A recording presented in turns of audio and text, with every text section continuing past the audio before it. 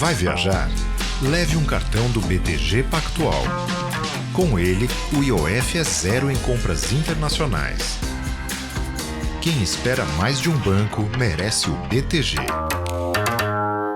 Não existe nenhuma vantagem competitiva numa empresa brasileira que não possa ser copiada, salvo a cultura. Nós temos excelente planejamento, KPIs excelentes, planejamento muito bom, orçamento muito bom.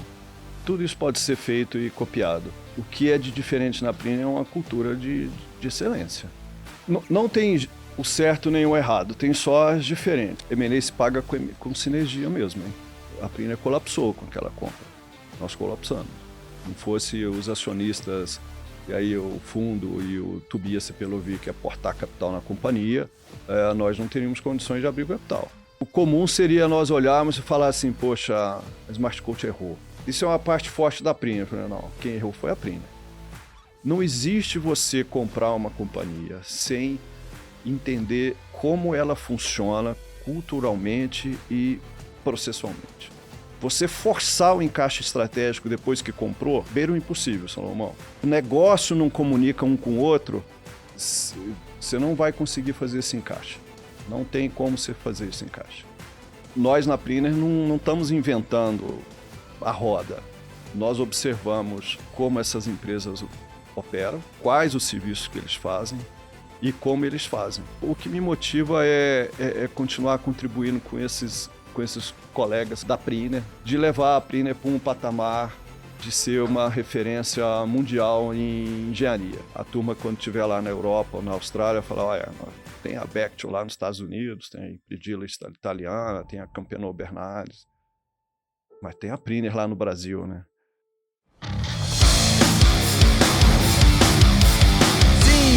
Sim, tá começando mais um Market Maker. Seja bem-vindo ao podcast da família investidora brasileira. Hoje, eu, Thiago Salomão, tô aqui com o meu sócio, amigo, parceiro e analista, Matheus Soares. E se o Matheus Soares está aqui, é papo com empresa, né, Mate? É isso aí.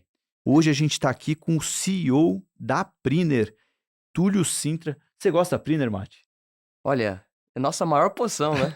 Então, Mais que lasanha, né? Você exato. gosta da Priner pra caramba. A gente gosta bastante. A gente vai ter uma aqui assim, ó, para falar de Priner é muito mais do que falar só de uma ação que a gente gosta, que a gente investe, mas a gente vai conseguir ter uma aula sobre a economia brasileira, né, a sua dinâmica, o crescimento de várias áreas que precisam de áreas que o Brasil ainda é muito carente de investimentos e, pô, a Priner tem uma excelência para atender várias empresas, grandes empresas do Brasil. Vamos ter uma aula de M&A, né? Muita gente fala, pô, M&A é a receita do fracasso, né? Mais de 90% dos M&As dão errado. A Priner consegue crescer consistentemente. A gente vai entender por que os M&As da Priner dão certo, pelo menos até o momento. Mas antes de tudo isso, daqueles recados importantíssimos. Primeiro, se você está chegando no Market Makers e não está inscrito no canal, já está fazendo errado, se inscreve, ajuda a gente demais a chegar em mais pessoas. Só clicar no botão de se inscrever e dar os recados aqui. Primeiro, o patrocinador aqui, que já está até no meu bolso, o BTG Pactual. Eu já usava esse cartão e agora eu posso usar ainda mais. O motivo é bem simples. Desde agosto, o BTG está com IOF zero em compras internacionais, no crédito e no débito. É isso mesmo, IOF zero, e além disso, tem vários outros benefícios do cartão do BTG, o Sala VIP, desconto no terminal BTG, cashback. Então, quem espera mais das suas viagens merece um BTG e quem espera mais de um banco merece BTG. Não tem esse cartão ainda? Tem um link na descrição, é só clicar lá e pedir o seu cartão. O meu aqui é o Ultra Blue, bonitão, do BTG Pactual. Também o recado da Adapta. Se você gosta de inteligência artificial e de economizar, você tem que conhecer a Adapta, né? Aquela super plataforma com vários modelos de AI, cursos, ferramentas exclusivas, são mais de 15 modelos de AI. Você pagando uma assinatura já tem acesso a todos eles. E quem vê o Market Makers e vai conhecer a Adapta, pode usar o cupom ou então clicar em adapta.org/marketmakers, vai ter lá um desconto e também 30 dias grátis para testar a ferramenta. Usou, não gostou, pede o dinheiro de volta e eles devolvem, simples assim. Mas vale muito a pena, você tem acesso a várias ferramentas com uma única assinatura. E por último, mas não menos importante, já está aqui povoado na nossa mesa, né? Os nossos grandes parceiros da MaisMu, já era um parceiro nosso atrás das câmeras e agora está na frente das câmeras. E, bom, como tradição, sempre que tem MaisMu aqui na mesa, Túlio, Você já vai ganhar um presentão aqui. Opa! Já pode receber aqui. Pode olhar aí o que tem dentro. Tem bastante coisa. Tem pré-treino, tem barrinha. E não é combinado, mas eu já era usuário do Mais Mu. Já era? Pô, então já vai. Olha aí, Otto. Mais um bom. convidado consumidor da Mais Mu. Distribui pra Aline lá, que é amiga Vou nossa fazer. do RI. Túlio, aí dentro tem 5 bilhetes dourados que eles dão um vale-compra de R$100, então você pode distribuir ali para 5 pessoas queridas que vão ter esse desconto super legal na Mais Mu. E só lembrando, né, a Mais Mu, além de ser um produto muito legal, também é uma empresa listada, né? A B4, que é a bolsa de acesso, tem a Mais Mu como seu primeiro IPO. Ela é negociada nas corretoras como Itaú e Genial. Todas as quartas-feiras você pode comprar ações da Mais Mu lá. Então, se você gosta da Mais Mu, compre os produtos. Se você gosta ainda mais, vire investidor da Mais Mu. Faça parte dessa super empresa aí. E um abração pro Otto, que além de fundar a Mais Mu, também gosta muito de investimentos, né, Mati? Bastante. Investidor aí, muito bom. Sendo, além de executivo, um cara visionário. Muito bom, muito bom. Mati, quem que é o Túlio Sintra? Túlio Sintra é engenheiro civil formado pela Escola de Engenharia de São Carlos, da USP, né? Começou sua carreira ali como projetista na Temag Engenharia, atuando em projetos de túneis e fundações de barragens. Depois ele passou para a CBPO, que é a antiga companhia da família Oscar Americano, Isso. né? Onde aprofundou sua experiência em geotecnia, rochas e solo, participou de projetos em diversos lugares do mundo, até no Laos, longe, projeto. né? Longe, Teve uma longe. experiência internacional fantástica, o Túlio, né? Que deu a ele uma vivência internacional ampla e sólida em engenharia pesada. Buscando aprofundar sua formação, o Túlio foi para a Inglaterra cursar mestrado e retornou para o Brasil ali em 2002 para trabalhar na Braskem. Em seguida, ele ingressou na indústria de óleo e gás, né, petróleo e gás, na atual Ocean, onde ele se especializou em perfuração em águas ultraprofundas e ficou até janeiro de 2012, quando ele deixou a empresa para virar diretor na Mills. E lá na Mills tinha uma empresinha, né, a Mills SI, Mills Serviços Industriais, que hoje é a nossa Priner, né? Então, hoje, né, a Mills, que inclusive é a terceira maior posição da nossa carteira, e foi lá que surgiu a Priner. O Túlio hoje ele é CEO da Priner, a gente pode dizer que é um dos caras que está lá desde o início, né? Que no início uma empresa de andaimes, que hoje é uma empresa especializada em serviços complexos, né? Então, é uma empresa que, junto com a Leblon e o nosso saudoso Marcelo, né? Antigo CFO da empresa, um cara que a gente brilhante, que a gente admira bastante. Somos grandes admiradores da Priner. E hoje é uma empresa que reúne, junto com ela, 3 empresas, né? Então, o Salomão falou aqui, uma empresa que fez diversos M&As, e a gente vai poder falar mais sobre isso, mas queria aqui dar as boas-vindas para você, Túlio. Seja muito bem-vindo aqui ao Market Makers. Bom dia, muito obrigado. Adorei o resumo dele, é um resumo... Foi lá atrás na CBPO, foi lá falar da Escola de São Carlos, famoso CASO. Muito bacana ouvir de vocês, bacana estar aqui. Todas as oportunidades assim de liquidez, eu valorizo muito. Valorizo muito as oportunidades de liquidez, especialmente market makers. Muito bom. Obrigado, E Túlio. aqui eu aproveito para deixar né, o Marcelo que você citou, né, infelizmente nos deixou assim deixar uma saudação à família e todo o legado que ele fez na empresa, né, um cara muito especial. De fato. Posso abrir com uma primeira pergunta Manda ver. introdutória? Manda ver. A gente gosta sempre quando traz CEO de empresa, explicar um pouquinho da empresa. Eu fiquei pensando, pô, como explicar uma empresa tão... O Mati até falou, serviços complexos, né? Então, é uma empresa que não é uma Apple da vida ali, né? Que você fala, eu vendo iPhone e tudo mais. Então, eu pensei em te perguntar 2 em uma para você explicar o que é a Priner. Então, por que a Priner existe e como a Priner ganha dinheiro? Por que ela existe? Todos os clientes que nós atendemos, eles têm demandas dos serviços que nós prestamos. E as demandas que eles têm são muito improváveis de serem primarizadas. São plantas muito altas ou são pinturas complexas, a parte de pintura é bastante regulamentada. As montagens, que é uma grande engenharia de Lego para você montar as grandes plantas, não são primarizáveis. As inspeções raramente são primarizáveis, porque você precisa do third party, né, para fazer as certificações e as simulações. A parte nossa de infraestrutura sempre é uma solução de engenharia para resolver um problema relativamente crítico do cliente, de colapso de talude, de vazamentos, de pressão-ancoragem. Agora fizemos Rio Galeão com recalques, estamos fazendo alguns projetos que têm algum tipo de vazamento na barragem. Então, são situações que são muito improváveis de serem primarizadas. Primarizado, você diz assim, a empresa ter essa Ele, própria ele solução em mesmo casa. fazer isso daí, ele Uhum. mesmo fazer isso.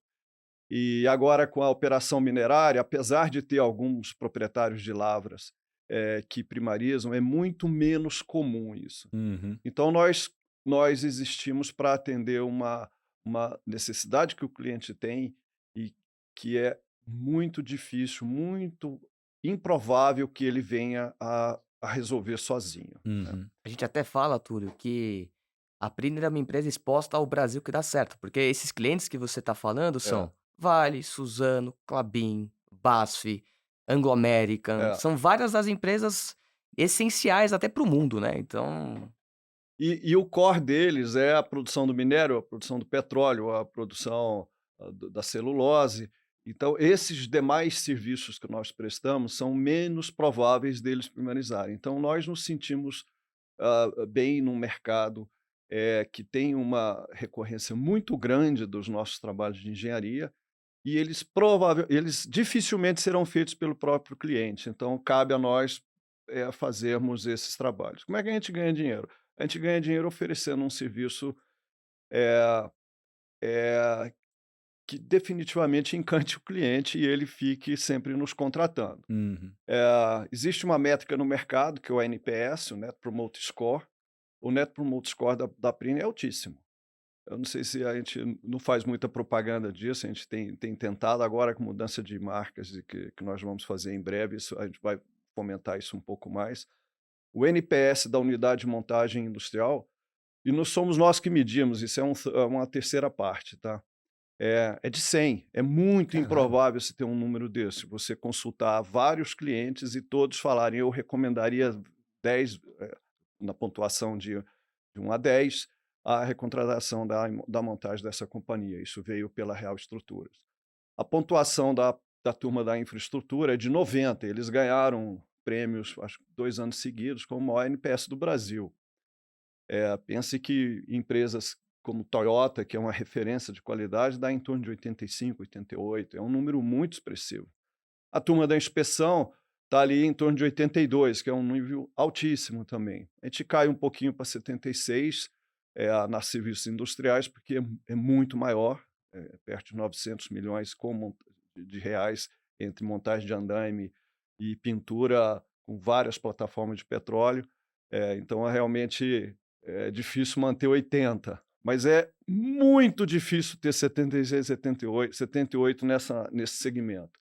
Eu desafio dizer que não teria outra companhia no Brasil que atingiria os NPS que a Prine atinge. Então, dado que a gente de fato atende o cliente com uma excelência assim, nós conseguimos vender a um valor que nos remunere mais adequadamente. Uhum. e Túlio, vamos contar um pouquinho da história da Priner? Então, Sim, ela começou ali dentro da Mills SI, sim. uma empresa que só fazia andaimes, e de repente hoje, passados 12 anos, ela é uma empresa que presta serviços de infraestrutura, outros serviços industriais, você tem pintura, você tem isolamento, presta serviço de montagem, como você falou, com a aquisição da Real, e agora, mais recentemente, a aquisição da CEMEP, que vai lidar ali com o setor minerário, né? É. De minério. Então, conta um pouquinho dessa história, como que foi, né? Assim, a ideia da Leblon, né, do Pedro Schermon, de começar com o empresa de andames e hoje oferecer essa gama de serviços. Uma empresa que tinha 200 milhões de receita lá em 2018 e hoje, quando a gente olha para o ano que vem, pode chegar a mais de 2 bilhões. Um EBITDA que cresce também na mesma toada, né? Como que foi desenvolver essa empresa? Não é que pode chegar, a gente vai superar 2 bilhões em 2026. É, o- é legal essa pergunta. O Leblon Act, assim, mais a visão do Pedro, quando trouxe, ele entendia essa típica frase que nós temos no mercado de capitais, que é o one-stop shop. Eu lembro do Pedro falar, não, eu queria saber qual é o budget do cliente em OPEX e atender tudo. Nós olhávamos aquilo, mas tem coisa no OPEX que não é rentável. Nós temos que ser mais seletivos nisso. E aí nós começamos a crescer um discurso interno que era o seguinte, você só cresce por duas vertentes, por dois caminhos, ou pela escala ou pela margem. Raramente você vai ter margem e escala ao mesmo tempo. Por exemplo, a Vivara tem muita margem e tem menos escala. A GPS tem muita escala e tem menos margem. Quem ganha em margem e escala, talvez a Apple. Talvez a Apple consiga ganhar nos 2 pontos. Para que nós fôssemos para o lado da escala apenas, nós teríamos que conviver com uma gestão de uma quantidade de mão de obra, quantidade de sindicatos, dezenas de sindicatos, muita dificuldade de treinamento, de recrutamento e além de muito capital de giro. Então, desde cedo a gente optou, falou, olha, nós vamos ter que ir para o lado da margem. Então, em todos os movimentos que nós fizemos, o lucro bruto era superior ao movimento anterior. Quando nós saímos todos eles foram assim, sem exceção. Quando saiu de andaime para pintura offshore, subiu a margem bruta. Quando jogou o isolamento, subiu a margem bruta. Quando jogou a inspeção, e aí várias inspeções, começou no convencional, quando jogou o ensaio avançado, subiu a margem bruta. Quando entrou a engenharia de integridade, subiu a margem bruta. A infraestrutura, subiu a margem bruta. Então, com isso, nós conseguimos trazer uma forma de montar as estratégias da companhia, adicionando valor, ou seja, maior income per capita, maior receita por funcionário em cada serviço adicionado. Então, esse foi o que... E aí, quais as atividades? Ora, a empresa de engenharia, onde a engenharia é presente? Ela é presente na montagem, na infraestrutura, todas as atividades que a gente tinha. Então, e os clientes são os mesmos? São muito parecidos. Nós estudamos vários clientes e estudamos todos os serviços que eles demandam. Todos os serviços que eles demandam. Não tem serviço que um cliente nosso demande que a gente já não tenha estudado. Isso não existe na empresa. Nós estudamos todos. E fomos falar, essa área nos interessa. Essa área nos interessa, essa não nos interessa. E fomos formando esse mosaico, esse tecido dos serviços que, para nós, esse eu não abro mão. Esse aqui, não necessariamente. Então, foi assim que a gente foi construindo esse tecido da estratégia da Priner, selecionando os serviços que eram adjacentes à engenharia que a companhia possuía, e sempre levando o valor adicionado. Esse foi o movimento. E como fazer isso? Eu só tenho uma equipe que entende muito de andaimes. Então, nós não queríamos mais comprar empresas, nós queríamos trazer as pessoas de conhecimento. Fomos buscar a Smart Code, não porque era a Smart Code, mas porque a equipe de pintura da Smart Code era e continua sendo a melhor que existe no país. Isso em 2017, né? 2017. Quando nós procuramos as equipes de inspeção que vieram com a Briticash, Polyend, Teste, Tresca, Semar, Welding, podem fazer os estudos de inspeção. A Priner tem as melhores pessoas que tem no mercado de inspeção, de longe. Os concorrentes vão ter aí talvez um inspetor de qualificação N3, que é o mais alto nível que tem, eles vão ter um ou nenhum. A Priner tem 7. Não tem empresa com essa fortaleza maior de pessoas. As demais que vieram, Gemaia e Soagel, são tratadas pelos clientes como uma boutique de engenharia. A montagem que veio com a Real é uma empresa... ver o trabalho de montagem e planejamento da Real Estruturas é um prazer de engenharia. E agora com a CEMEP, à medida que nós fomos conhecendo a CEMEP, assim, vai se apaixonando pela cultura da companhia. Então, nós sempre procuramos pessoas muito boas. Não é por acaso que nenhum fundador saiu da Prina até hoje. É É. porque o match das pessoas para conosco e vice-versa foi estudado, pensado, para que fosse uma coisa duradoura e resiliente. Então, os fundadores não estão aqui por causa de Arnaldo mais não, os Arnaldo já acabaram. É porque trabalhar juntos tem dado certo. Então a gente evoluiu assim. Quais os segmentos? Quem são as pessoas? Eu tenho uma aqui, mas você Vai lá, vai quer, lá. né? Eu queria aproveitar esse gancho, né, Túlio, porque a gente vai abrir um tema aqui que é M&A, né? Você falou de diversos nomes de Sim, empresas e essa parte de M&A. Mas antes de a gente falar do M&A, eu queria falar o que o setor de engenharia no Brasil, bom, você está nesse setor há muito tempo, né? sim. E acho que as empresas brasileiras perderam muito espaço nesse setor, né? O que você diria que são as vantagens competitivas da Priner? Como que a Priner é, é marca, são as pessoas, é como ela faz, é um conjunto de coisas que tornam a Priner uma empresa diferenciada dentro desse setor. O que você, se você fosse condensar as vantagens competitivas da Priner, o que você diria que são? Por que ela é diferente das outras, assim? Não existe nenhuma vantagem competitiva numa empresa brasileira que não possa ser copiada, salvo a cultura. É, assim, nós temos excelente planejamento, KPIs excelentes, planejamento muito bom, orçamento muito bom. Tudo isso pode ser feito e copiado. Os equipamentos que nós temos podem ser adquiridos. Ah, acho que a vantagem, o que é de diferente na Prina é uma cultura de excelência. É uma cultura de muita união, de visão analítica, uma obsessão pela notoriedade técnica e pela qualidade, pela segurança. Eh, eu acho que a única vantagem competitiva que a Priner tem é a cultura corporativa da Priner. Não tem outra. As demais podem ser roubadas, não é um mote, não é. Mas replicar o ecossistema da Priner é difícil, muito difícil.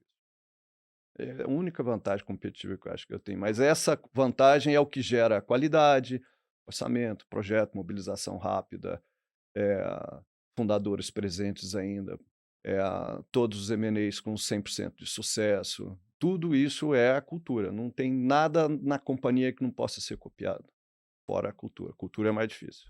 Mas aí acho que é um ponto legal para a gente estressar, porque talvez o, o calcanhar de Aquiles das fusões e aquisições que acontecem, o problema acontece justamente no choque de cultura. É, Quando uma empresa compra outra, duas empresas, a gente tem vários casos aí na bolsa, né? Nem precisa sair muito do mercado, mas empresas que até parecem semelhantes, mas quando vai ver a cultura é completamente diferente. Aí Biolha. é controlador que briga o controlador, aí agora o controlador está sendo comprado pelo outro, enfim. E quando tem uma compra, essa cultura de excelência da Prina, eu acredito que ela se sobrepõe à cultura da empresa adquirida. Como fazer isso sem causar essa fricção desse choque que normalmente, né, a gente já viu é, estatísticas disso, né, de 90% dos M&As acabam não dando sim. muito certo. Como fazer isso de uma maneira suave? Ah, tem uma frase que não é minha, eu acho que é do Tolstói, que fala acho que é do Tolstói que comentou isso. Ele fala assim que o segredo de um casamento, na verdade, não é o amor entre o casal, é a habilidade do casal em lidar com as diferenças. É, acho que é ele mesmo. Essa é uma grande vantagem que a Priner tem. Não existe a Priner impor a sua cultura nas adquiridas, isso não ocorre. O processo de integração da Priner é um processo testado, e ele vem sendo testado do início. Observe que nós primeiros compramos uma empresa que faturava R$ 1.200.000 por ano, para entender o que era o M&A. Daí nós compramos a Smart Code, que na época era 30% do nosso tamanho, e nós apanhamos demais. Fizemos um book de lições aprendidas com aquilo. A próxima foi uma empresa de R$ 5 milhões ano. Depois uma de R$ 2 milhões ano. Nós fomos evoluindo o porte e aprendendo as lições. Depois nós fomos para as grandes. Essa aí depois fomos para a Real e agora fomos para a CEMEP e hoje a gente se sente preparado para empresas grandes. E como que é isso sem a fricção? O modelo da cultura A comer a cultura B, sendo a compradora, a B a vendedora, isso não funciona, não é assim que nós fazemos. Nós fazemos o seguinte: quais são as melhores práticas que tem na empresa que chegou e quais são as melhores práticas que existem na Priner. A gente passa 1 ano estudando isso sem mexer em RP, sem mexer em processos, estudando a empresa.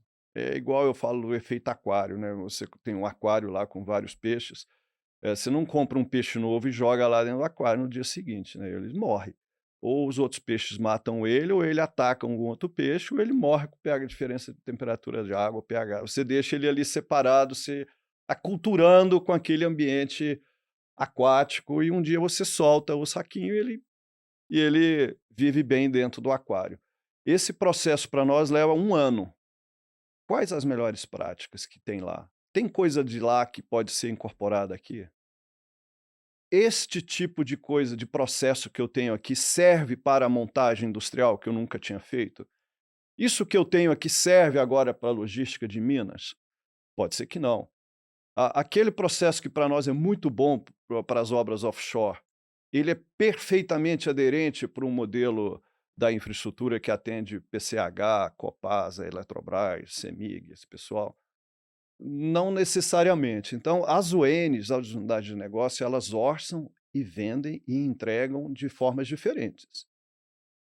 A Priner tem que ser capaz de abraçar essa forma de fazer, entender o que daquela cultura e da cultura Priner seriam somas, e naturalmente as pessoas da empresa adquirida e da Priner começam a falar naturalmente, com iniciativas da barriga deles, eles começam a falar a mesma língua. Isso leva aí 1 ano e pouco ou mais. O processo de cultura nosso, que eu posso dizer assim, foi totalmente absorvido das culturas e tem-se uma cultura agora forte, ele vai de 5 anos ou 6 anos. Quando eu olho para a Smart Coach, que foi comprada em 2017, hoje eu começo a ver a Smart Coach e a Priner com culturas muito parecidas. Zola faz, a turma que vai chegando vai se aculturando. Não tem nada fórceps, Salomão. Isso tem sido o grande segredo da Priner. Demanda muita DR, mas tem um poder imenso. Imenso. A DR entre vocês na Priner ou entre os fundadores? Não, entre os fundadores nunca tem, mas o processo na média gestão tem muita DR. Tá? Mas é muito poderoso. É muito poderoso você entender, na verdade, assim, eu vou... O Matheus está quase se casando, né? Assim, imagina assim, o indivíduo vai, se apaixona pela mulher ou alguma coisa e casa. Aí no dia seguinte do casamento, essa roupa não tá boa, esse esporte que você pratica, acho que não dá, essa academia que você vai, não dá não. Aliás, você está chegando muito tarde do trabalho. Aliás, acho que nós vamos mudar. Aí você começa a mudar aquilo pelo qual você se apaixonou. O M&A tem um comportamento assim. A empresa que nós buscamos tem 20, 30 anos de história, com uma cultura. Ela é funcional, ela é rentável, ela gera dinheiro, gera lucro, as pessoas são completamente absorvidas pela empresa há 30, 40 anos. Ela nem precisaria ser vendida para a Priner. Nem precisaria vendida, isso é um critério nosso. As empresas que nós compramos não precisam ser vendidas, elas geram resultado, o seller pode ficar com aquela para sempre, porque a empresa não precisa ser vendida. Aí compra lá a Priner. E aí vai mudar tudo de uma história que foi de sucesso por 3 décadas. Não é assim, porque nós estamos chegando num ambiente que nós nunca havíamos atuado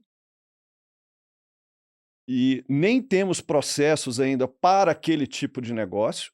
Por exemplo, operação minerária agora com a CEMEP. Nós vamos aprender junto com eles. Então não cabe a nós falar assim, olha só, agora vai ser assim. Isso seria um absurdo. É como se eu estivesse dizendo para, depois de me apaixonar e pedir em casamento, agora você vai mudar tudo. Não faz sentido. O que faz sentido é você capturar essa fortaleza da união deles e pôr mais gasolina. Uhum. E como que isso se torna a cultura Priner? Essa é a cultura Priner.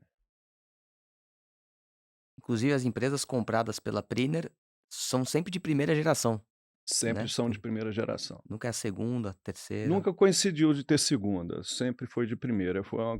Não foi nunca um critério nosso, mas Uhum. coincidentemente foram todas empresas de primeira geração. E eu queria fazer uma pergunta, como que você lida?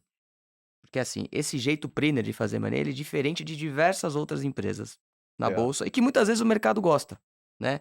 Sei lá, você pega Fusão, Apvida, Intermédica. Ah, não, sinergias operacionais de, sei lá, de back-office. São bilhões que são ditos em sinergias de integração, né? Então você pega uma empresa que sabe fazer, vamos pegar a GPS, uma empresa também que é uma empresa serial de aquisições, né?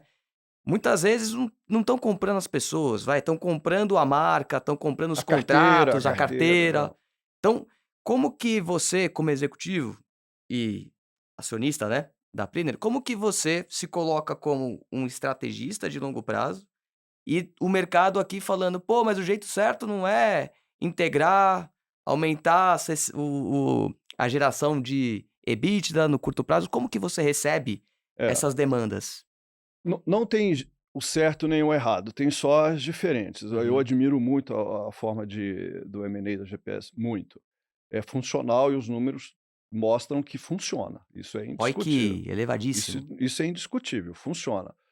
É, mas eles têm uma estrutura de TI, de integração e de inteligência, e como eles repetem os negócios, eles, eles se permitem a fazer isso com muita maestria.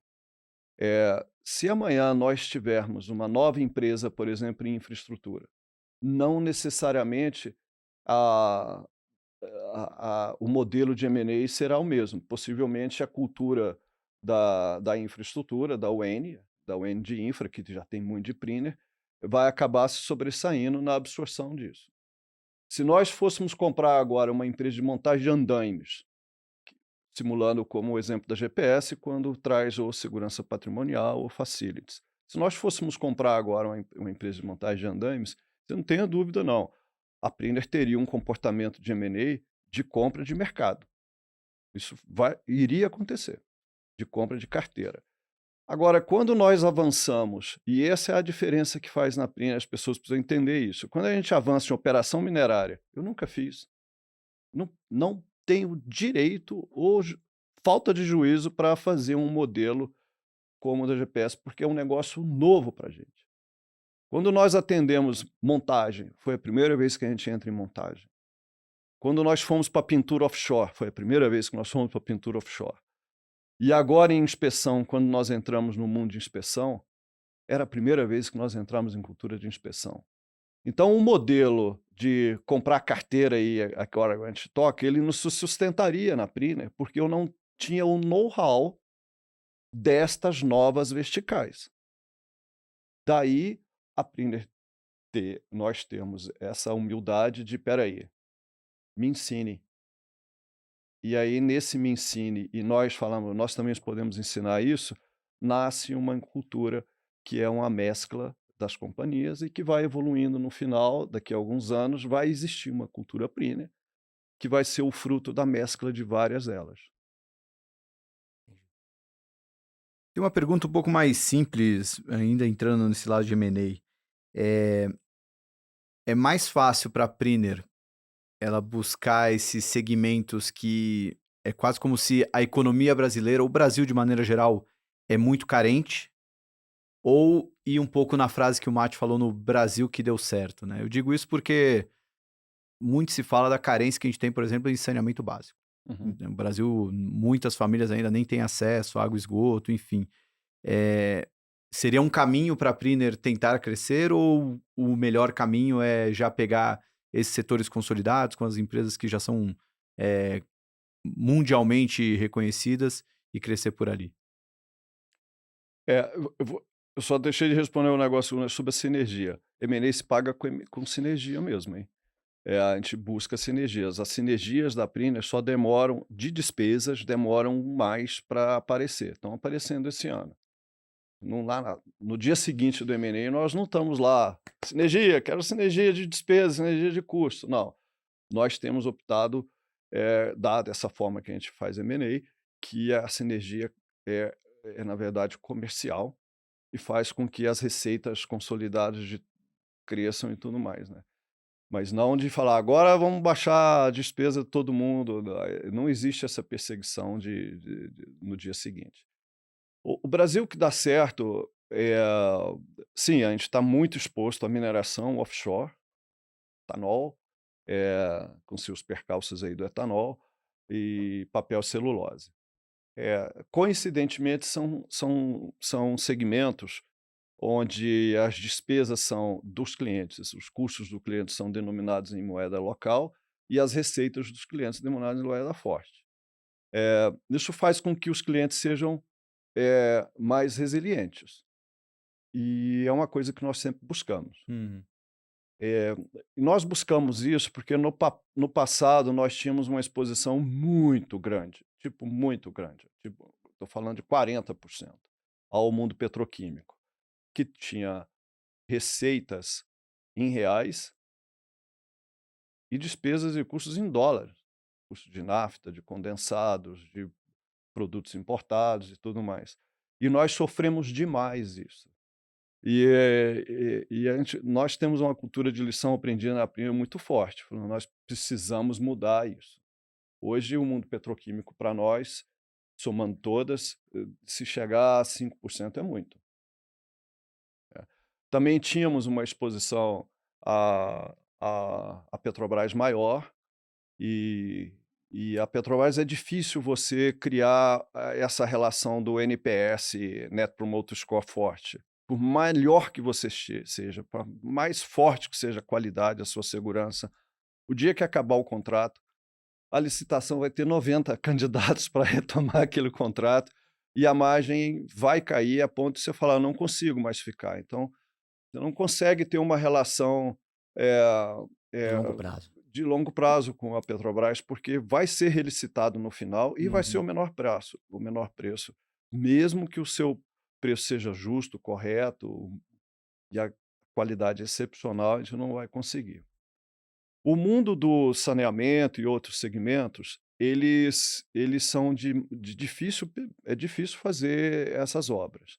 Essas obras são localizadas em municípios e cidades que têm muitas empresas locais que atendem só aquilo. Então, nós temos uma licitação, por exemplo, em Franca, ou aqui em São Bernardo, outras lá em Catanduva, que são obras interessantes. Mas, assim, existem empresas pequenas naquela região que eu dificilmente vou conseguir derrubar aquelas empresas. Dificilmente vou conseguir. Porque o ticket da obra vai ser aí, sei lá, 20 milhões, 30 milhões. Eles se juntam em 2, 3 empresas naquelas regiões, eles conseguem atender com um custo-benefício melhor. Não é uma SA, né? Não é uma SA, não é listada, não tem conselho, não tem auditoria, não tem um monte de coisa. Eu largo perdendo. Se você tiver obras de saneamento expressivas assim nas grandes capitais, Belo Horizonte, São Paulo, Salvador, Rio de Janeiro, essas eu consigo competir. E essas a gente está tentando. Agora, esse interior, como você comentou, a carência de muito saneamento, é muito improvável que a gente consiga vencer obras lá.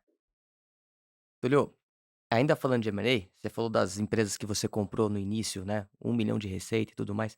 Qual foi a evolução delas? Assim, só pra gente tentar medir o sucesso de cada uma delas. Quanto elas cresceram organicamente, ROIC, né? Que é algo importante, né? O retorno sobre o capital investido.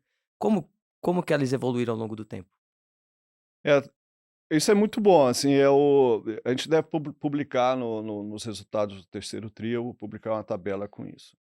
Eh, a Gemaia e a Suegel, que formam a unidade de infraestrutura, quando elas chegaram aqui, elas faziam somados um EBITDA de 6, 7 milhões.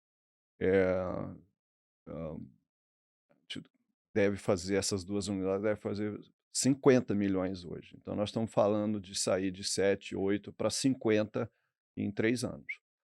Eh, a unidade de de pintura, que foi a Smart Coat, nós a compramos, ela faturava 50 e poucos milhões ano. Ela faz 330, 350 milhões hoje em dia. A unidade de inspeção é mais difícil de eu fazer, porque são 6 empresas e nós já incorporamos todas, os CNPJ já não existem, né. Mas a soma das receitas das adquiridas dava 80, já deve estar fazendo 180. Só que isso estou falando de 2 anos e meio, 3 anos, hein. Eh, a a Real Estruturas, esse ano ela vai cair, está caindo a montagem, porque o mundo de montagem eletromecânico em 2026 sofreu demais. Tudo que é eleição de montagem nova cai bastante. O BNDES, o IBAMA fica com vontade de fazer mais perto de 26, e aí a montagem que é CAPEX, que é a única unidade nossa de CAPEX, sofre. Mas quando eu vejo a parte de eletromecânica nos anos do que nós estamos fazendo em 26 para 27, ela consegue ser muitas vezes maior do que foi quando nós fizemos, né. E então nós temos tido exemplos na companhia de todas as aquisições, de crescimentos acima de 20, 25% ano, todos os anos, todos os anos. Algumas 40%, a infraestrutura cresceu mais de 40% ao ano, todos os anos. Mas aí é um erro nós acharmos que isso é a Priner. Não é a Priner, é a cultura. É o fato de nós não termos chegado lá de falar: "Agora é assim assado cozido". Não, nós apenas disponibilizamos recursos financeiros, a tranquilidade para o fundador de pensar apenas no negócio e esquecer que tem 13º, seguro, auditoria, não sei do quê. Eh eh, ele se sentir numa posição: "Quero comprar mais 5 perfuratrizes", vamos comprar as perfuratrizes. Faz uma análise de investimento, vale a pena comprar perfuratriz, está aqui a perfuratriz. Vamos comprar, eu não sei, o guindaste, faz análise de investimento, está aqui o guindaste. Isso também para inspeção. Vamos trazer os equipamentos assim, assim, assado, vamos trazer os equipamentos. Então a Priner se torna um enabler de recurso financeiro, de estratégia, porque forçosamente tem estratégia, porque os diretores se reúnem toda semana. Todos falam como é que está cada uma da unidade, o que que nós podemos fazer melhor, como que nós vamos crescer, como é que a gente vai conquistar o mundo no dia seguinte. Então isso força esse caldo entre do coletivo que tem na Prina, quando eles se juntam, eles falam: "Cara, né, acho que eu vou crescer mais então", porque a pilha não acaba, né, empresa aberta, listada, temos que crescer e entregar valor ao mesmo tempo. Essa pilha, ele já tem essa pilha, só que agora sem o risco do giro, tudo antes era no nome deles e coisa e tal, isso libera uma força imensa deles ao crescimento. Então eles já eram bons. A Priner foi um enabler de movimentos fortes que eles tinham um pouco mais de temor ao risco antes, e remove-se esse risco no dia seguinte à aquisição, e aí você é como se soltasse um pedaço do freio de mão, assim, o freio de mão tem lá 5 dentes, estava só com 2 ainda, mas ainda estava um pouco preso. A aquisição dispara, solta isso tudo e a empresa cresce mais. E tudo é medido com retorno sobre o capital o ROIC, né, retorno Sim, sobre o capital investido. as UNs são todas medidas por ROIC e EVA. Os bônus são por EVA, a gente distribui 25% do EVA de cada unidade de negócio. EVA, para quem não sabe, é o lucro econômico, né, que é É, basicamente o ROIC multiplicado pelo quanto se investe, né, e o quanto menos o quanto é. que a empresa tem de custo de A gente capital, quanto faz toma de dívida. o ROIC menos o WOC, Então, o ROIC menos 15 ponto alguma coisa, 15,4, 15,5, multiplica pelo capital empregado da unidade de negócio e isso tem um erro, a gente distribui esse valor. Então, quanto maior for isso, maior é a bonificação das equipes. E como que eu uso o capital empregado, né? As UNs adquiridas, o capital empregado da UN, que é formado dominantemente por empresas adquiridas, é o valor pago, então inclui o ágio, né? E mais earn-out, que ocorreu, e mais CAPEX que tiver ocorrido naquele período. Então, você compra uma empresa por 100 milhões de reais, paga 10 milhões de earn-out, o capital empregado está 110. Aí você compra equipamentos e coisa e tal, 30 milhões de equipamentos. O capital empregado, então, agora é 150 milhões, 140 milhões. Ele vendeu o equipamento e diminuiu o ativo e não sei, então diminui o capital empregado dele. E vai chegar um ponto que o imobilizado mais o giro pode ser maior do que, porque a empresa vai crescer e pode superar esse valor. A Smart Coat já aconteceu isso. Hoje eu não uso mais o valor de aquisição da Smart Coat, mais o capital, mais o que foi investido. Só utilizo o que é o imobilizado da Smart Coat, mais o capital de giro. Então, esse é o capital empregado que a gente utiliza. Entendi. É bem justo, bem fair, e uso a alíquota efetiva do imposto de renda para fazer o cálculo do EMA. Então, se o consolidado da Priner deu 30%, o 30% será. Se deu Entendi. 34%, 34% será. Se for 25%, 25% será. Isso faz com que as UNs também colaborem com a gente em planejamentos que gerem menos oneração fiscal. Uhum. Só para o nosso ouvinte ter ideia, né? Recentemente a CEMEP, uma empresa de uma margem EBITDA altíssima, né? Sim, Uma margem EBITDA muito acima do consolidado da Priner, né? sim, O consolidado da Priner esse ano deve ficar na casa de 12, mais ou menos, né? Por aí. por aí. E essa é uma empresa de 36% de margem EBITDA com ROIC 20%. Sim. Historicamente, às vezes 22, 23, então um ROIC muito alto, né? Como que a gente vai... Como que a gente pode imaginar a Priner em 2026? Túlio? Assim, com a CEMEP, com a Real, com essa possibilidade do Brasil virando um canteiro de obras em 2026? É. Acho que 2026 para nós é um ano bacana, porque a gente começa a ver o bottom line, eu começo a ter, nós temos com os juros a 15%, a gente vai gerando lucro operacional e a despesa financeira vai comendo o lucro operacional inteiro. 26 isso a gente supera. O lucro operacional vai ser bem maior do que a despesa financeira e então é um ano muito legal. Por que que é? E um dos motivos é a margem EBITDA. O consolidado da margem EBITDA nossa superará, obviamente que é só fazer uma conta de ponderado, acho que isso não é spoiler, mas é só fazer uma conta de médias ponderadas, é óbvio que a Priner deve fazer acima de 17, 18% de margem EBITDA. Então,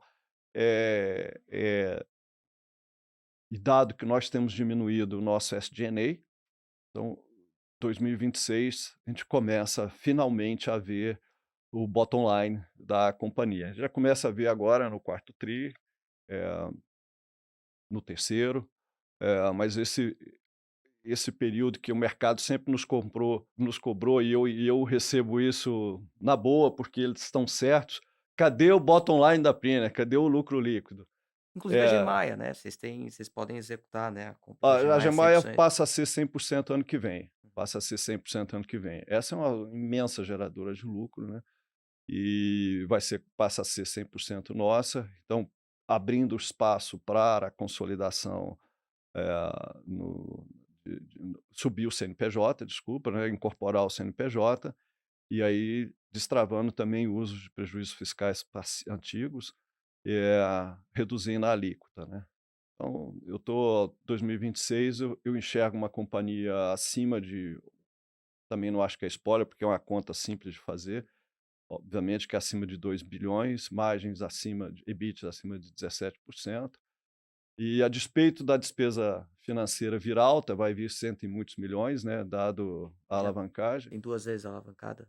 ela vai entrar o ano com 2,3, Uhum. 2,4 gerencial. O contábil vai entrar o ano 3 e algo, 3,30, 3,4, mas cai muito rápido o contábil. O contábil é porque nós só teremos 3 meses de CMEP e 100% do pagamento, né. Então não deu tempo. Mas quando você olha o gerencial, ele vai estar mais baixo. Mas 26, a velocidade de queda da alavancagem é maior do que se é possível modelar. Nós estamos seguros que a alavancagem cai rápido. Ainda sobre 26, o fato de ser um ano de eleição, isso trava um pouco os negócios ou a Priner acaba passando isso porque ela já está no dia a dia das empresas? É o contrário. É o contrário. É o contrário. Nós vamos entrar 2026 muito encaixados de backlog, muito Uhum. encaixado de backlog, e destrava a área de montagem, né? Que as obras, por uma coincidência aí de planetas, o ano da eleição vai ter muita montagem nesse país. Impressionante. Então, assim, destrava essa unidade, a unidade, esse crescimento da montagem, que é uma área assim magnífica da companhia. Eh, a infraestrutura entra o 2026 com uma coisa que era pouco comum. Geralmente nós entrávamos o ano nessa unidade com pouco backlog, porque ela atua muito em emergências. Uhum. Esse ano ela entra forte de backlog, então pense que em janeiro do ano passado, essa unidade fez R$ 7 milhões no mês. Ela está fazendo atualmente 25 já. Janeiro agora desse ano, desculpa, ela fez 7, ela já está fazendo 25, já subiu 3 vezes dentro do mesmo ano. E ela pula para 26 acima dos, não vai repetir o 7, ela já entra com Bem. 20 e Uhum. muitos milhões. Então, nós vamos pegar a entre safra, né, que tem a entre safra que começa agora do etanol, de novembro em diante, isso sobe a receita da companhia. A CEMEP entra com um backlog muito expressivo a CEMEP, ela entra maior do que foi a aquisição, bem maior. E a nossa área de serviços industriais, que esse ano está crescendo aí, isso o mercado não nota, né? Como a área de montagem caiu, a Priner caiu, mas o orgânico da Priner está crescendo 25% ao ano. A SI vai fazer 900 milhões de receita bruta. Essa é a empresa que fez o IPO. A unidade de serviços 200 milhões, industriais né? Tem 200 fez um IPO de R$ 200 milhões. Organicamente, ela vai fazer 900 esse ano. Orgânico. Eh, Então a gente entra encaixado. Então eu vejo 2026 um ano bom, um ano muito forte. E ainda, como é que vocês monitoram as oportunidades, os sinais e ruídos que tem no dia a dia? Então, por exemplo, tivemos uma grande privatização no final do ano passado da Sabesp, né, uma Aham. empresa dentro do setor, um caminhão de dinheiro. A gente vê outros movimentos parecidos ali no setor, a gente vê empresas com, agora mais recente, né, com problemas que atendiam essas empresas, né? Pega lá o caso da Ambipar, enfim. Então, empresas que começam a ficar mais capitalizadas, outras empresas começam a sair do mercado. Como é que vocês monitoram isso? Vocês ficam também atentos a eventuais oportunidades que podem surgir assim no dia a dia? Nós acompanhamos o mundo industrial, a gente acompanha com a plataforma, nós temos acesso a quase todos os projetos, não todos os projetos de montagem que aparecem no país. O mundo de infraestrutura é mais difícil, porque ele não é tão bem acompanhado assim quanto é o mundo industrial. Mesmo porque o mundo de infraestrutura é imenso, né? Saneamento, rodovia, edificações, hidrelétricas, PCHs, térmicas, é muito difícil acompanhar esse segmento. Nós monitoramos os clientes, Sabesp, a, sim, a Copasa, né? A GEL lá no Rio de Janeiro, né?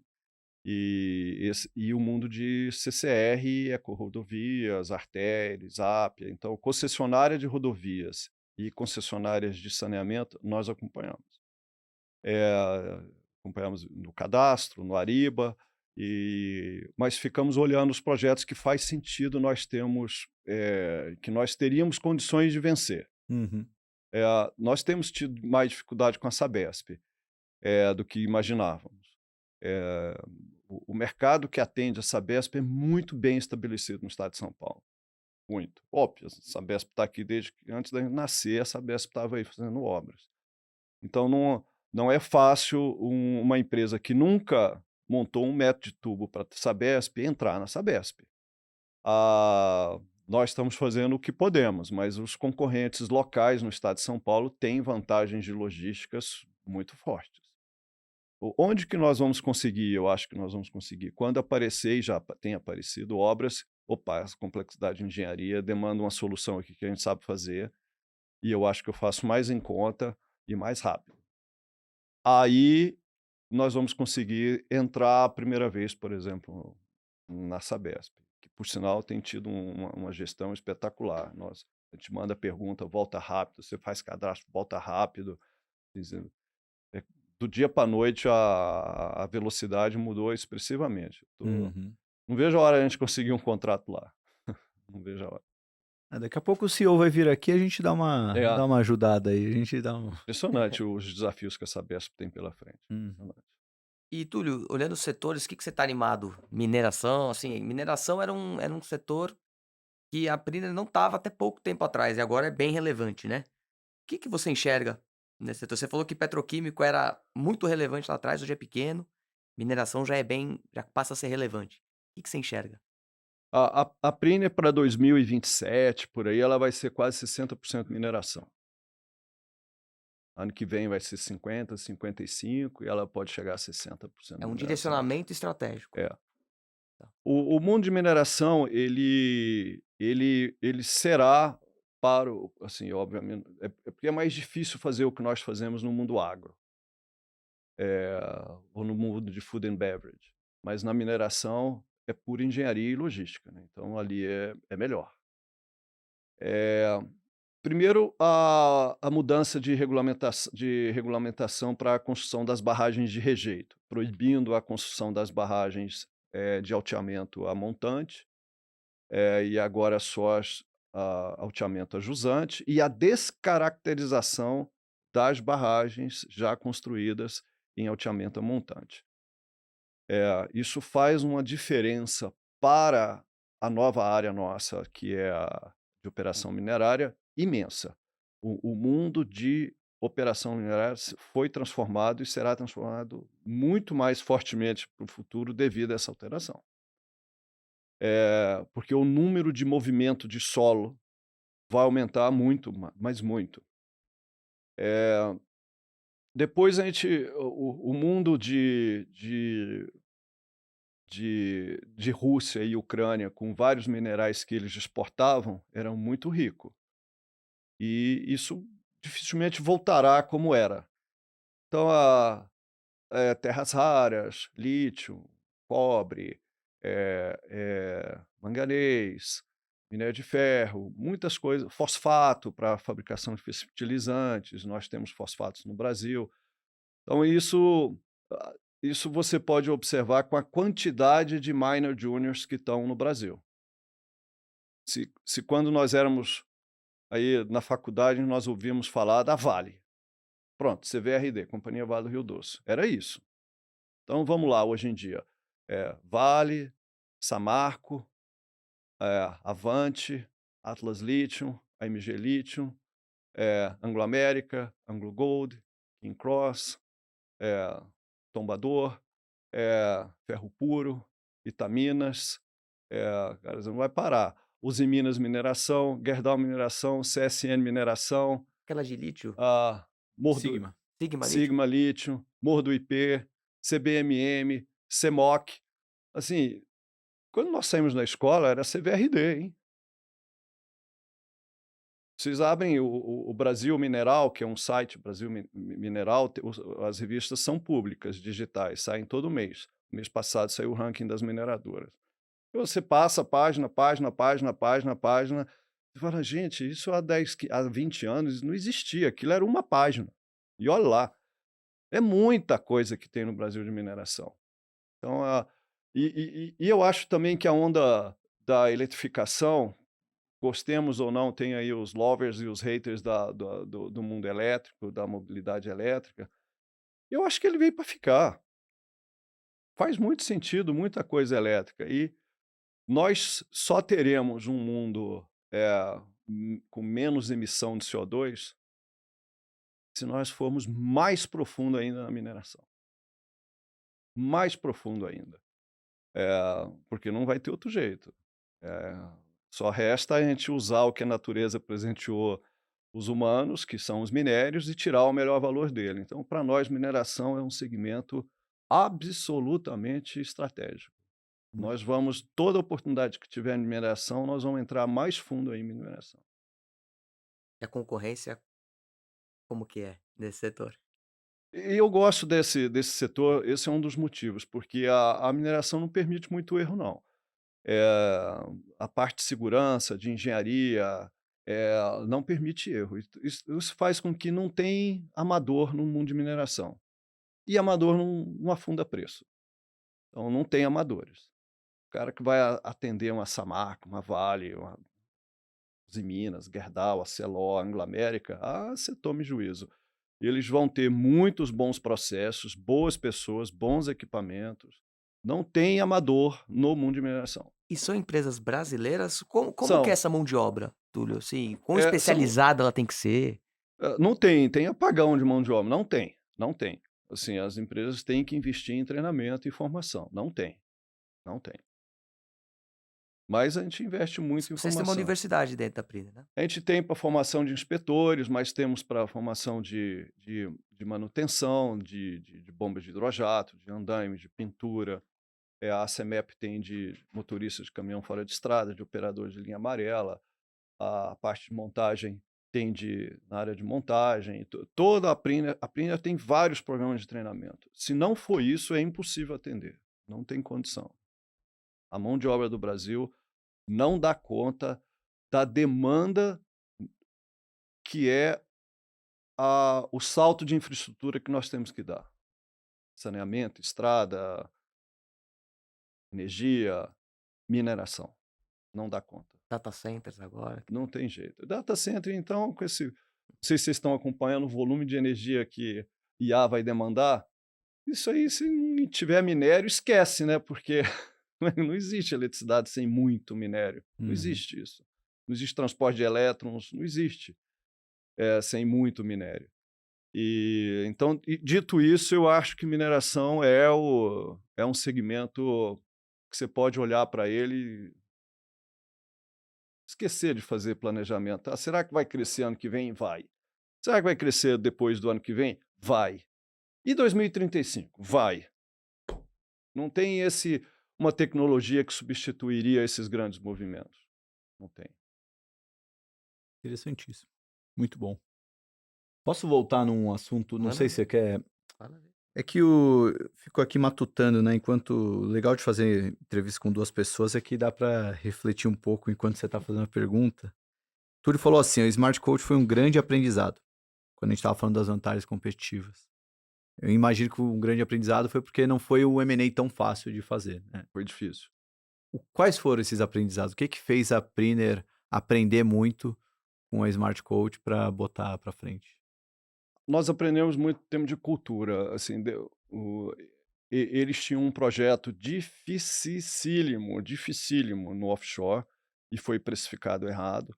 E a Priner colapsou com aquela compra. Nós colapsamos. Não fosse os acionistas, e aí o fundo e o Tobias Sepelovic aportar capital na companhia, nós não teríamos condições de abrir o capital.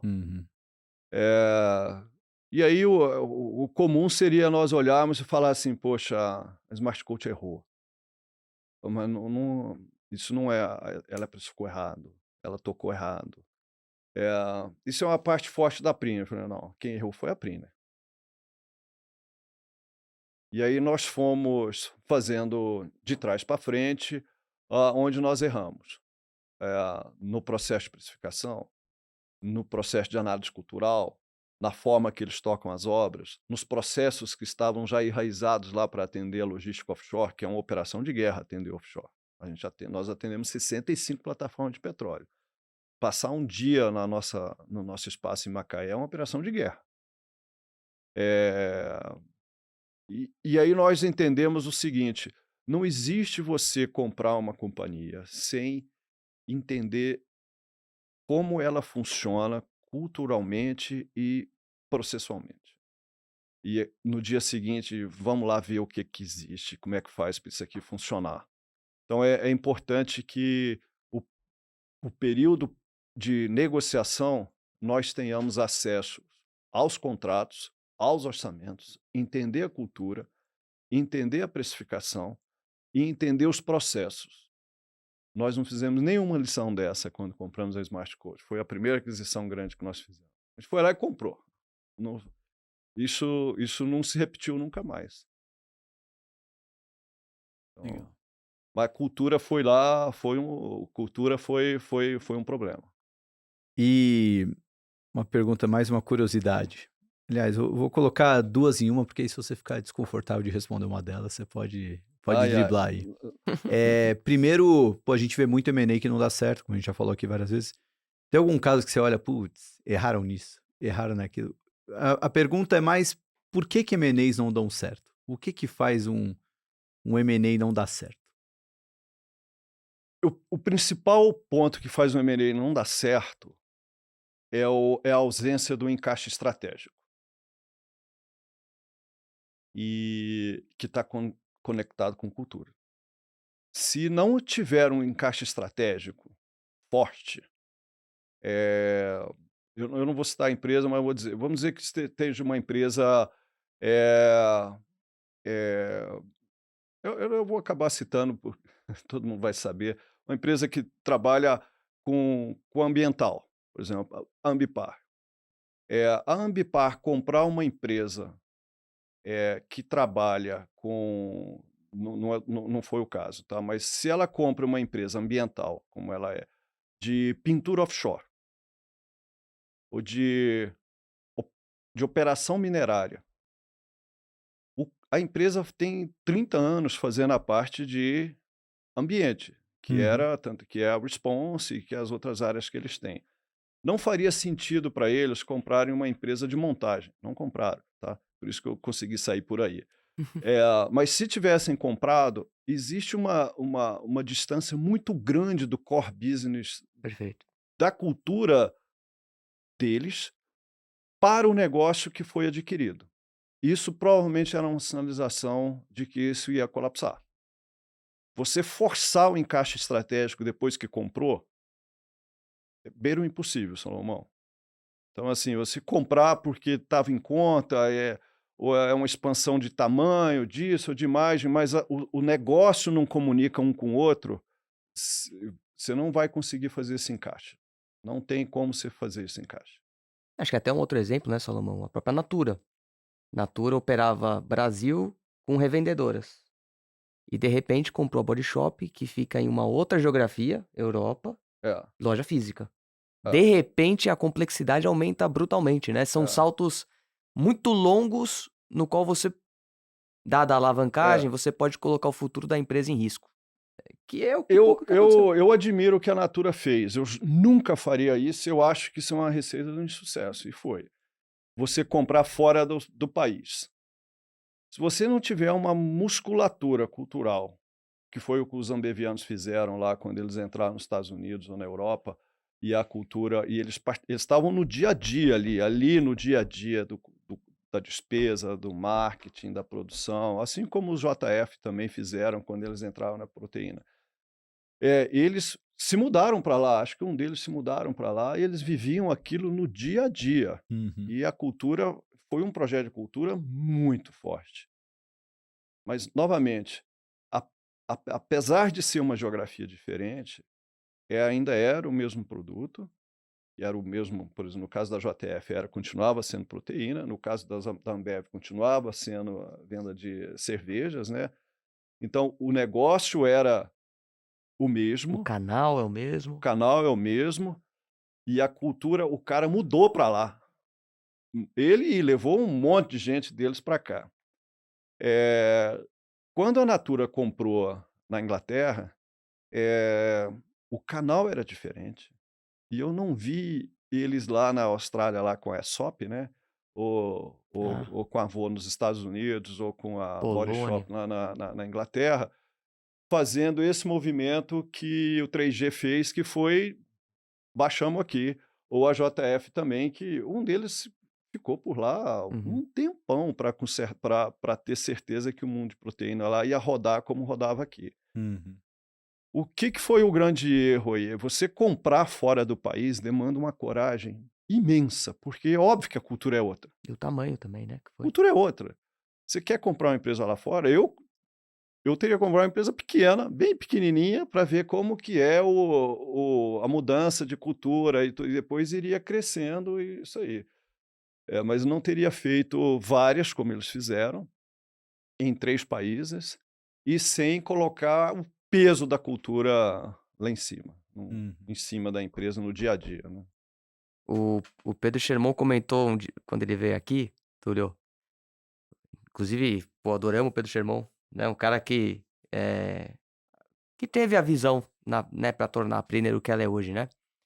Ele comentou do dia que você pegou um ônibus, e ele não acreditou, né.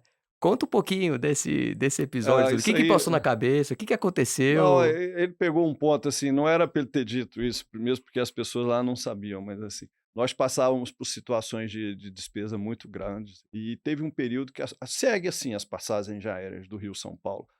E assim, eu sei que a ida e volta estava 5, 6 mil reais. Eu falei: "Gente, com 5, 6 mil reais vamos passar uma ida e volta para São Paulo? Não é possível um negócio desse".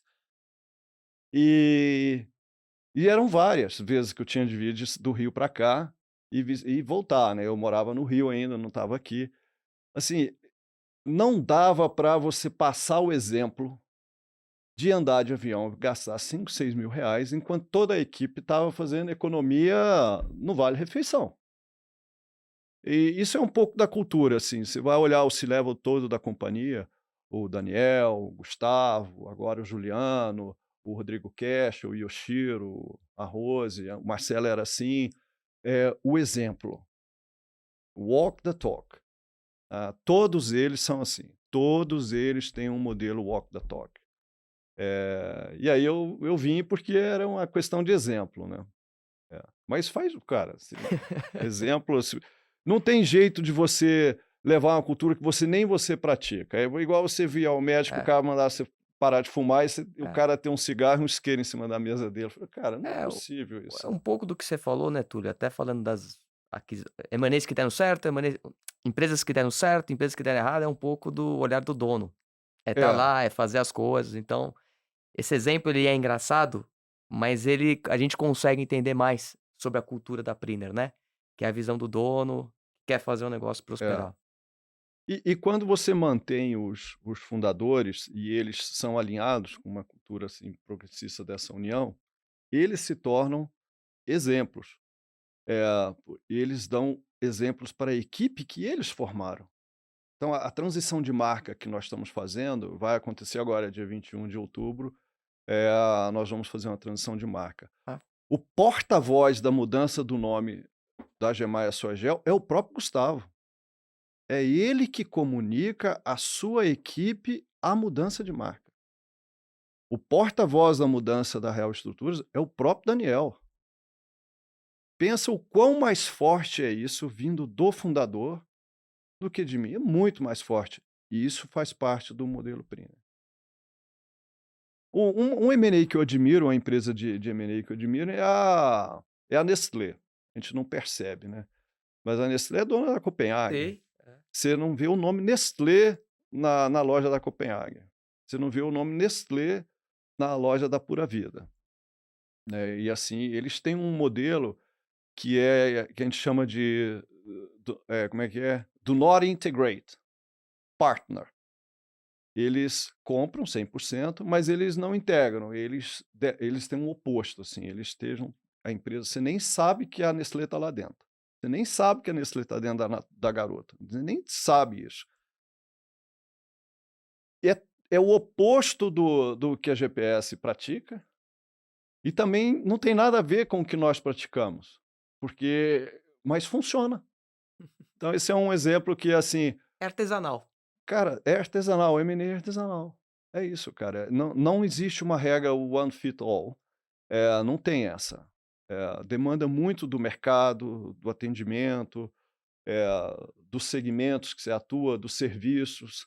Então, assim, quando a gente lê livros de M&A que vem assim, outro dia, acho que foi eu comentei contigo, né? É. Vários M&As dão errado e coisa e tal. Mas a gente esquece que a Google comprou 100 e poucas companhias e a Apple, idem, acho que mais de 100. E acho que deu certo, né? Eu te mandei, Empresa vale 1 trilhão, pô. eu mandei pro Túlio o caso da Bayer. Bayer como um santo, né? É, Que foi um M&A fracassado, né? é, E aí o Túlio, pô, mas também tem as que deram certo, né? é. Tem vários players que deram muito certo. Se Uhum. você estudar a história dos M&As da Google, é bem bacana. É bem bacana. A Constellation Software também, Uhum. né? Então tem vários casos de sucesso. O Itaú é um puta caso de sucesso. Quantas empresas Itaú comprou? Banco Francês. O Pois, BTG, e você olha hoje aí, o Itaú tem Itaú e BBA. Perceba aí que teve uma nuance de Uhum. cultura. O Itaú, acho que ele consegue, dessa forma, se moldar, né? Porque tem o Itaú BBA, né? Que foi a compra do BBA e, bom, tá aí. Teve a XP que comprou e vendeu depois e acabou fazendo um trade muito bom. Agora tem recentemente a Avenue, fora todas as outras marcas. É. Então tem marcas que ele conseguiu comprar e meio que manter.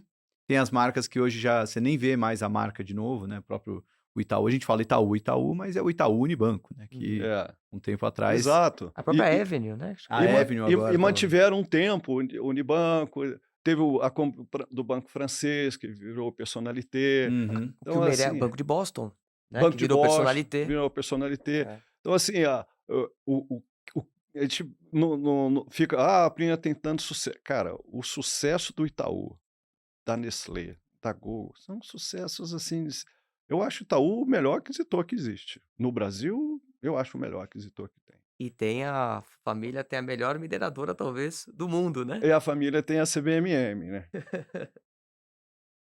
Túlio, uma curiosidade, não sei se o Mate tem mais perguntas, eu tinha só uma curiosidade antes de entrar no ping-pong. Obviamente não precisa revelar a empresa, mas já teve algum caso, pô, tava lá na cara do gol para comprar a empresa, foi lá, namorou e no fim não rolou, assim, algum caso sem contar Já teve, a sim. empresa, mas algum caso curioso para compartilhar com a gente, aquele M&A que quase saiu, mas por algum detalhe ali ficou no caminho. Nós já fizemos um term sheet com uma empresa muito rentável, uma empresa num segmento que nós estávamos perseguindo e, e aí passamos uns 2 dias com o fundador e a gente chegava no escritório e ele não falava bom dia para a menina do café que serviu, chegava de motorista e o almoço foi feito num restaurante super chique, o cara nos ofereceu lá uns vinhos caros e coisa e tal. E eu falei, cara, essa empresa não tem nada a ver com a Prina. Nós paramos a diligência Da cultura. por causa da cultura da empresa. Não é nem a cultura da empresa, né? Acho Do que é dono. a cultura do dono, né? Mas ele era a primeira Sim. geração, então assim, a empresa, cara, eu acho até que os funcionários iam preferir vir para a Prina, mas a transição seria dificílima para fazer aquela transição, seria Sim. dificílima. Então nós já tivemos outros casos por outras nuances de percepção durante o convívio, que nós falamos, isso não vai dar. Não vai dar. Então outro dia me perguntaram também, quem me perguntou? Foi um congresso que teve de M&A aqui na semana passada, aqui na Paulista, no Meliá. E qual o percentual de diligências que não vão para frente? Aí a turma falando, metade, isso e aquilo. Eu falei, gente, todas as diligências da Prina resultam em assinatura de contrato. Porque eu só entro na diligência quando nós estamos seguros que a parte de pessoas, de cultura, de fit estratégico funciona. Uhum. Então, dito isso, se a Prina começar a diligenciar, o DD vai comprar. Não vai andar para trás. Por isso que a gente tem um período do term sheet de namoro antes do term sheet, e entre o term sheet, não necessariamente... Se assinar o term sheet, a gente vai para frente. Uhum. A não ser que começou a diligência, e nesse caso foi assim, a diligência estava ocorrendo e nós percebemos sinais assim da cultura e a gente interrompeu a diligência no meio do caminho. Isso é um Foi o pouco de primeiro. intuição, né, Túlio? Assim, o que é percepção, você Mas não entender pessoas, você é tem difícil. é difícil, mas os sinais estavam ali, a gente, você tem que estar o tempo todo atento aos sinais da cultura da companhia. Eu acho que é O menos tempo todo. intuição Você e tem mais que sinais ficar mesmo. Sinais, né? E você tem que estar imbuído de buscar os sinais culturais da empresa. Bom, então fica a dica aí, se alguém estiver negociando aí com o Túlio, trata bem todo É. mundo, vai no PF ali, É. não tenta impressionar. Tava lembrando do Ricardo Jeromel, falando que os chineses adoram, quando vai conversar e confiar, né, nas pessoas, eles se embebedam, né? Assim, É. ficam bêbados, né? Porque quando você Pô, fica... mas essa é uma boa estratégia. Você faz isso aí também, Túlio? Não, não quando faço. Não? Aliás, eu morei na Ásia um tempo grande, né? É? Isso era um sofrimento para mim, porque eu não bebo nada. Ah, você não Eu não bebe? bebo absolutamente nada, É um nunca. puta sinal de desrespeito pra eles, né? E, Quando e- vai num... e aí eu morei muito tempo, morei 2 anos na Malásia, morei entre idas e vindas na Coreia do Sul, talvez uns 2. Caramba, Coreia do Sul. Tive muito tempo na Ásia. E o tempo todo era isso, não, mas vamos sair hoje. E aí eu ficava lá na Coca e coisa e tal, na Coca Zero, na água, os caras já estavam passados e eu lá na água. Mas eu avisava antes, eu sou alérgico, não sei do que, não posso. E eles entendiam, não gostavam, mas é isso mesmo. Cultura asiática tem isso. Eu O- faria Money na Ásia, então. Eu tenho uma última aqui. Você falou muito da importância do o fundador das empresas adquiridas ficarem, né? Eles acabam ficando pelo alinhamento. Mas aí até pensando em nós como investidores da Priner, né? O que motiva o Túlio a continuar na Priner? Quais são as suas ambições aí dentro da Priner? Assim, a gente vê a empresa crescendo e tudo mais, mas o que te mantém na Priner focado em seguir esse projeto? Bom, mas os fundadores, mas eles têm todos os seus devidos projetos de sucessão que eles mesmos criam. Por exemplo, a área de infraestrutura vai ter a sucessão ano que vem do Gustavo Maia Uhum. para um sucessor que ele formou, né? Então as empresas têm têm as suas sucessões. A unidade também de inspeção já teve uma transição de sucessores do Ricardo para o Rodrigo, né? O que me motiva, eu acho, outro dia eu disse isso e alguém repetiu em alguma entrevista, não sei o que foi. Quando nós nos formamos em engenharia no Brasil, nós queríamos estar na CBPO, Camargo Correia, na Odebrecht. São as grandes construtoras que faziam metrô, túneis, barragens, assim, coisas imensas na engenharia.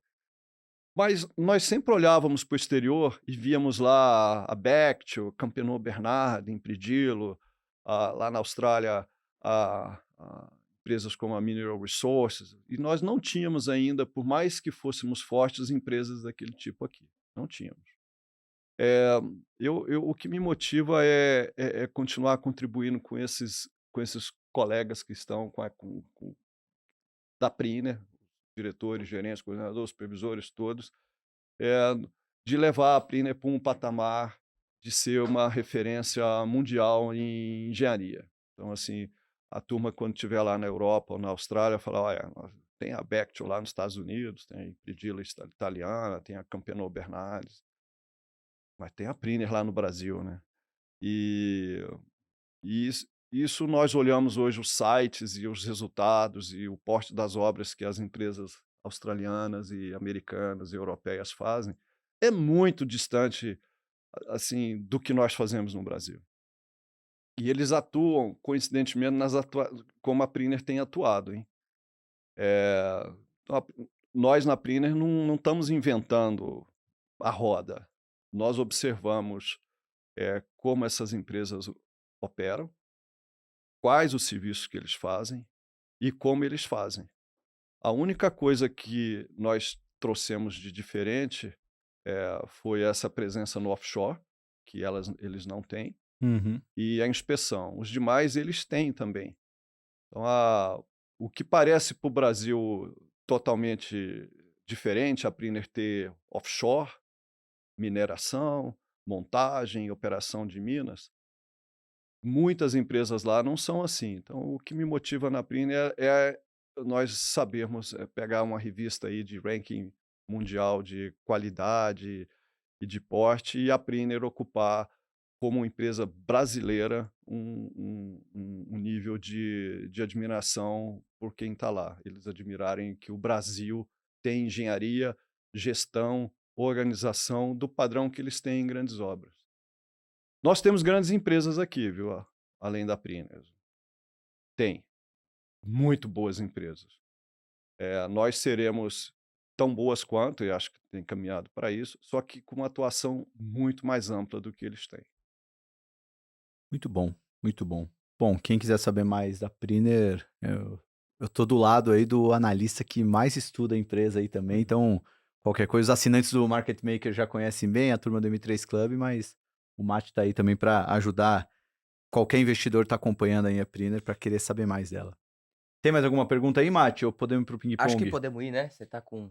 Eu tenho um compromisso aí daqui a pouquinho, mas você tem prioridade, Não, cara. não. Vamos lá então, ping-pong? Vamos, Qualquer ping-pong. coisa, se surgir, você encaixa aí. Já comigo. Túlio, obrigado aí pelo papo. Agora é um momento mais fácil, que são as perguntas que a gente sempre faz em todos os episódios, né? Vou te perguntar sobre livro, música, convidado, a maior gentileza que já te fizeram na vida. Só lembrando, nossa querida audiência, todos os livros recomendados pelos convidados do Market Makers. Vocês podem mandar um e-mail para contato@mmakers.com.br, pede lá a lista de livros e a gente manda a lista atualizada. É o episódio 273, então tem mais de 500 livros ali, né? Porque eu sempre peço 2 livros. Túlio, começar com um livro, eu sempre falo livro de mercado, mas pode ser um livro mais técnico. Um livro Engenheiro. da sua especialidade. Ou pode ser um livro de M&A também, enfim. Um livro mais técnico. O livro técnico, vocês já notaram que a gente abraçou mineração, né? Eu recomendo o livro Material Words, Materiais do Mundo, do Ed Conway. Esse livro trata de 6 minerais que transformaram o mundo. E ele conta a história desde a produção do minério até o minério acabado por devido fim dele, né? A areia, o minério de ferro, o lítio, o carvão, o petróleo, o cobre e a areia. Então é um livro, assim, para quem gosta de mineração.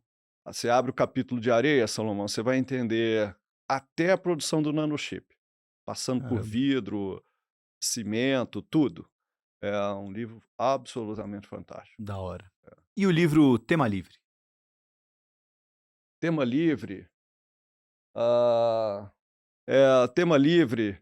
Eu leio muito pouco livros que não sejam assim técnicos, né? Eu sugiro o livro Deals from Hell. Eu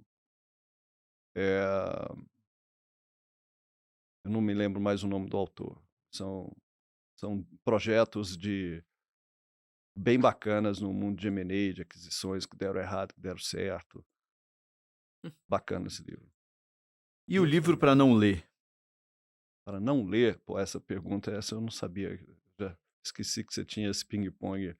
Para não ler, tem um livro que chama Colapso, em inglês acho que é Colapso também, de um geógrafo da Califórnia, Diamond Jared, que escreveu aquele Germes, Aço e esse outro, o que era. O Colapso, ele é um livro ele é muito triste, o livro, porque ele mostra como as grandes civilizações colapsaram por causa de efeitos climáticos.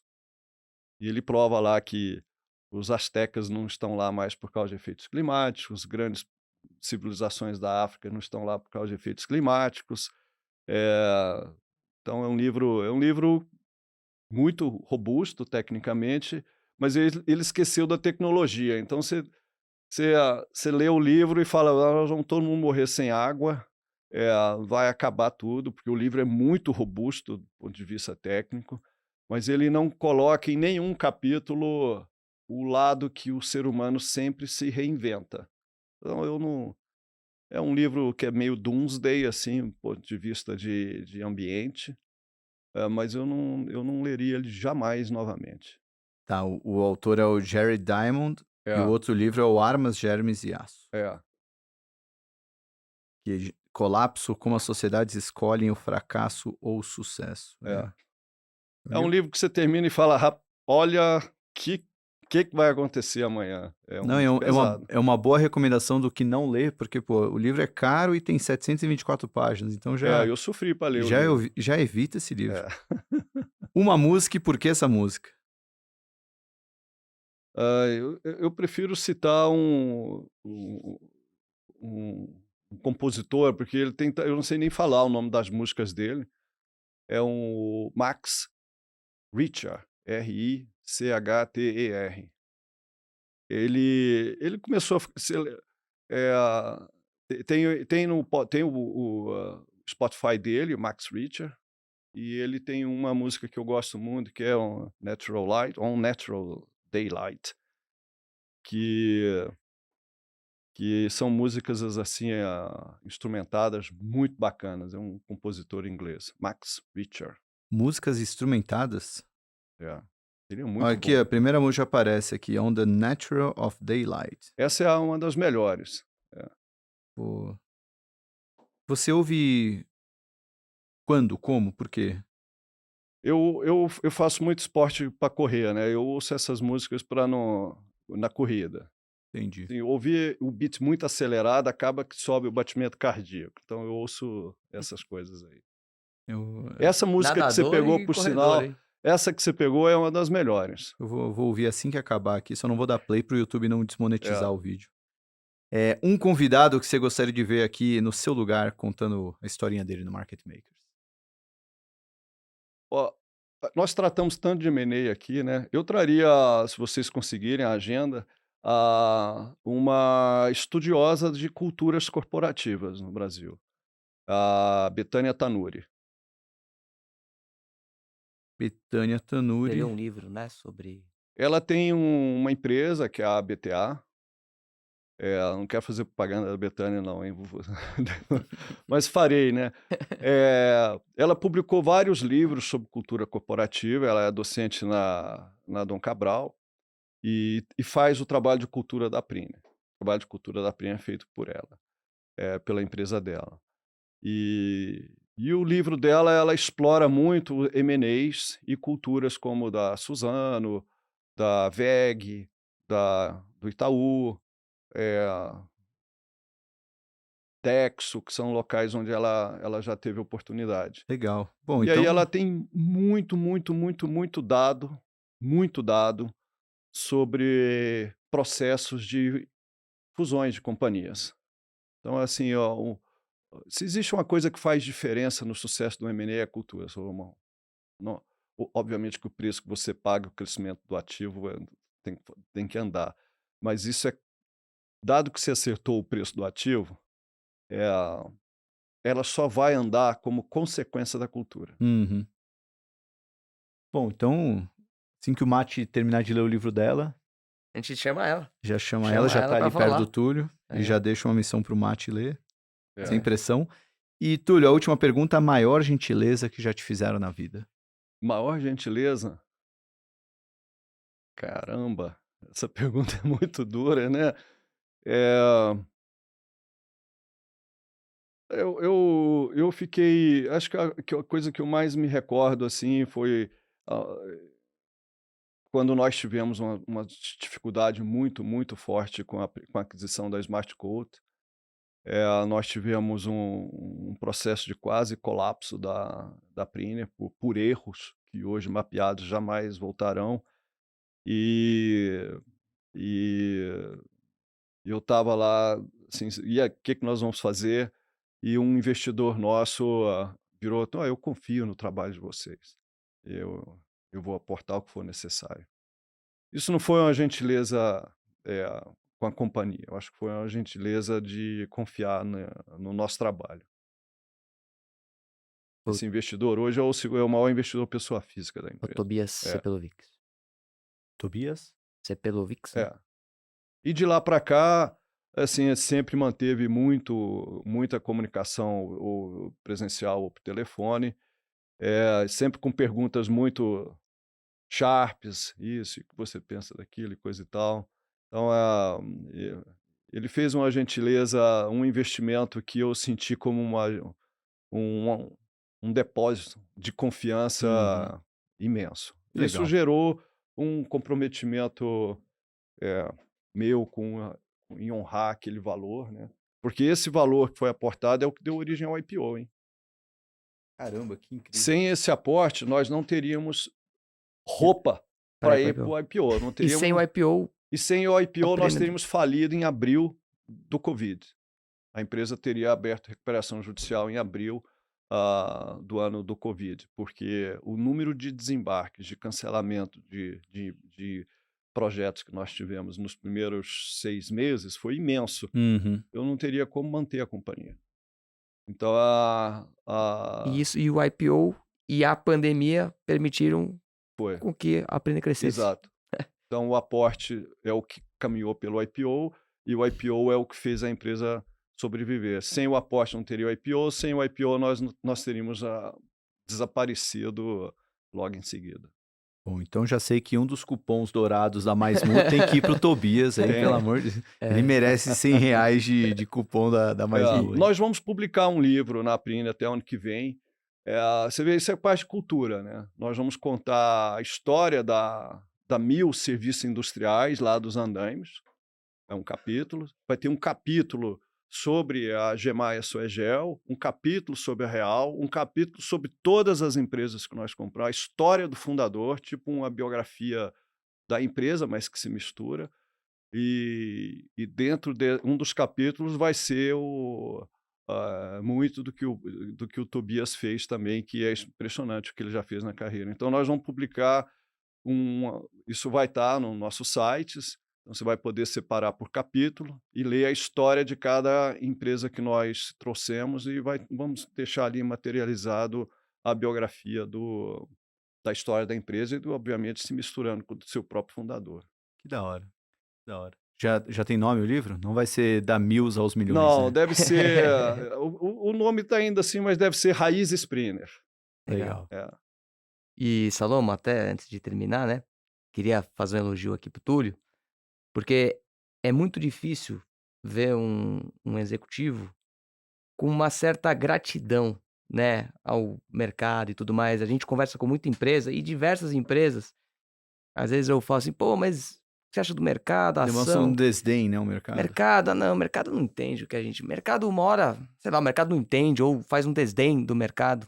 E é raro ver um executivo assim como você que enxerga o mercado como um parceiro, assim como enxerga o investidor como um parceiro.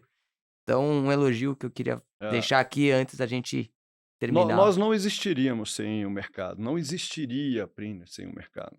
Não existiria. E você vê a aporte de cultura, né? Ontem eu estive na CEMEP, que foi um evento muito legal que o Juliano preparou, que é o presidente da CEMEP, e ele que foi para anunciar, teve uma placa lá da União das Companhias, e na plateia estava Banco Scania, Banco Komatsu, Banco Bradesco, Banco Caixa, Banco do Brasil, Banco Itaú.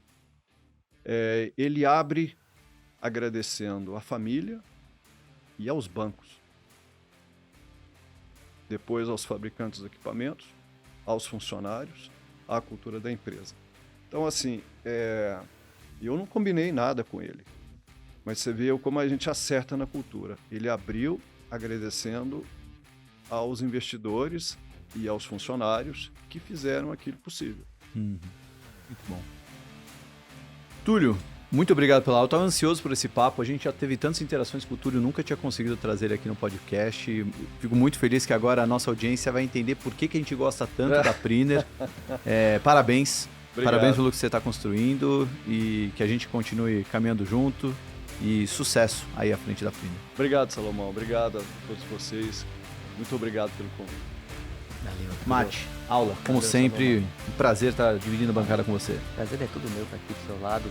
empreendendo com o Túlio também. Você que viu até o final, joinha no vídeo, se inscreve no canal. Market Maker está crescendo e quer crescer ainda mais e precisa da sua ajuda. Vai lá, se inscreve, compartilha esse vídeo com mais gente, comenta aí o que você achou do vídeo, isso ajuda demais a melhorar no nosso trabalho e levar isso aí para mais gente. Até o próximo episódio e tchau!